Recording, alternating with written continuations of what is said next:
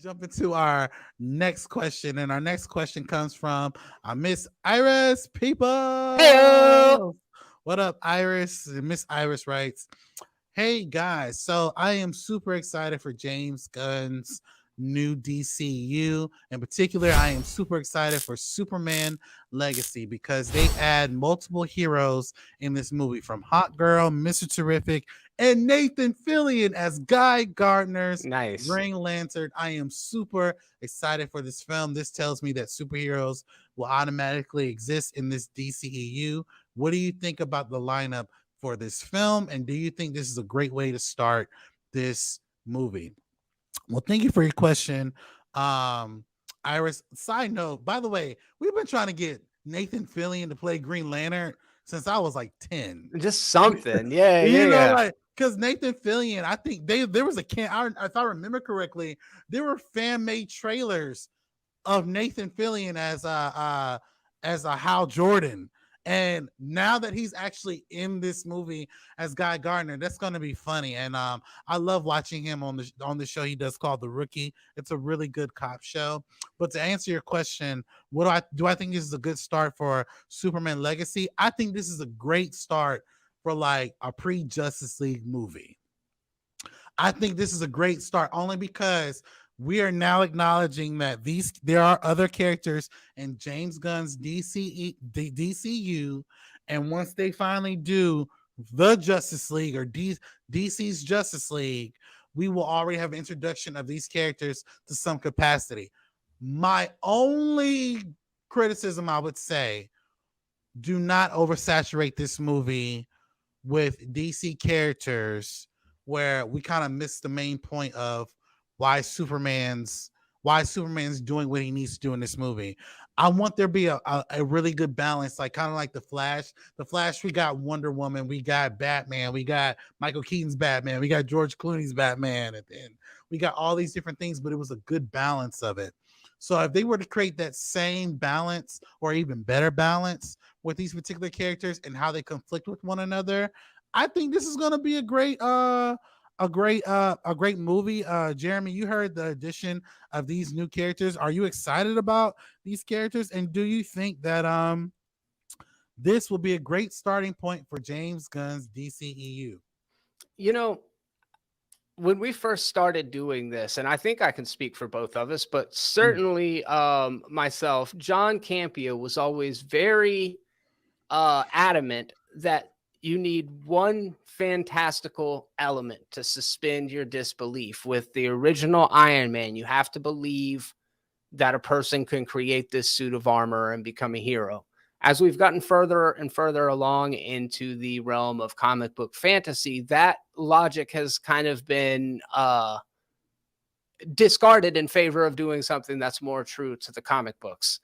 When I think of Batman, I think Batman works best alone. I've kind of always felt the same thing about Superman. And the thing that's always been, I think, kind of essential to Superman is that all of his strength, all of his powers, and his skill set has to be so delicately used because he could destroy the world. So it's not brute strength that could ever compete with Superman. It's only the intellect of someone like Lex Luthor. So you can't really have a guy that Superman can start punching with without kind of diminishing the power of Superman. I say that to say it's that conflict that I think would be the most interesting to explore with Superman, but James Gunn is setting up a cinematic universe. And James Gunn has proven that he can take not only a lot of characters and create a compelling narrative, he can take a lot of the weirdest D and F tier characters and make something really compelling out of them. The Suicide Squad is, I think, my favorite of the DCEU movies. Mm-hmm. It's no Nolan Batman, but as far as those movies go, it's really fun. It's effective. It does what it does, and it does it well. I look at Superman as being this very like earnest character, and we see in Mm-hmm. Guardians of the Galaxy that Gunn can do emotions well. I also see Superman as being this godlike being among mortals, but in a cinematic universe, he's a godlike being among other godlike beings. You put Batman in the mix, and then Batman's just a regular dude among all of these godlike beings. And it kind of like, it's hard to give the gravity to each of these characters that you will get out of like Christopher Reeve's just Superman, or even later, you know, Man of Steel by Zack Snyder. So on one hand, I like the fact that they're not just doing what Marvel did. They're not just starting with Superman as this one fantastical element and then kind of building from there. That'll really expedite the process and separate what DC is doing from what Marvel did.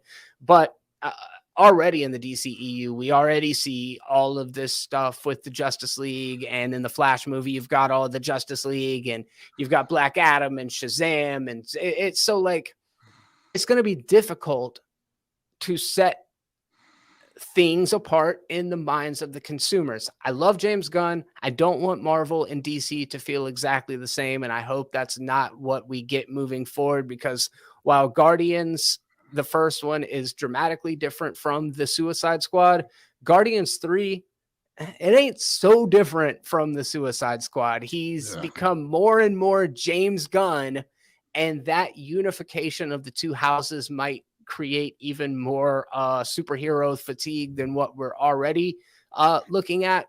But if there's a man for the job, it's James Gunn. I think he's fantastic. I'm excited about this movie, and I'm excited about the slate. I love the casting of Nathan Fillion, so we'll just have to see what goes. But I'm cautiously optimistic while also having a fair bit of skepticism, you know? Oh yeah. Trust me, bro. I feel that.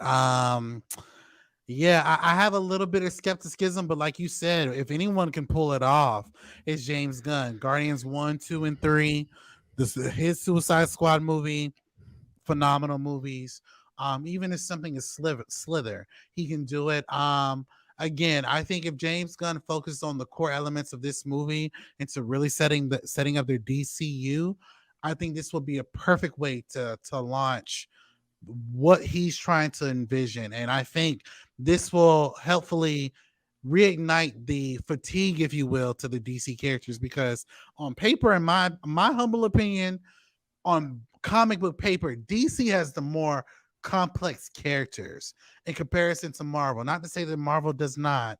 I'm just saying, like, there's a reason why people love Batman. There's a reason why people love Superman. They love the Green Lantern. They love the Hawkeyes, not Hawkeyes, but the Hawkmans and the Hawkwomans and things of that nature. I mean, some of these characters were used in the Arrowverse, in my opinion, improperly. So I hope that they will revitalize these characters in this particular movie. But what do you guys think? What do you guys think about James Gunn adding Green Lantern, Hawkgirl, and Mr. Terrific to Superman Legacy? Jump into the comment section below and let us know your thoughts. Now I want to take this moment and thank our sponsors, Blurred Creations. Blurred Creations is an independent Black-owned anime apparel company that produces high quality apparel on their website. If you go to Blurred Creations, you get things from shirts to accessories to all different types of apparel of your favorite anime characters. And guess what, guys? We're running a special on this particular website. If you type in the promo code MOMENTUM, you get 15% off each purchase of any item on the website. So if you are a supporter of mine and you want to support this independent Black company, go to their website at Blurred Creations, type in the word momentum, and you get 15% off each purchase on their website. I want to thank you guys again for supporting our sponsors, and also, guys, be a sponsor and a subscriber of our YouTube channel, Momentum Media.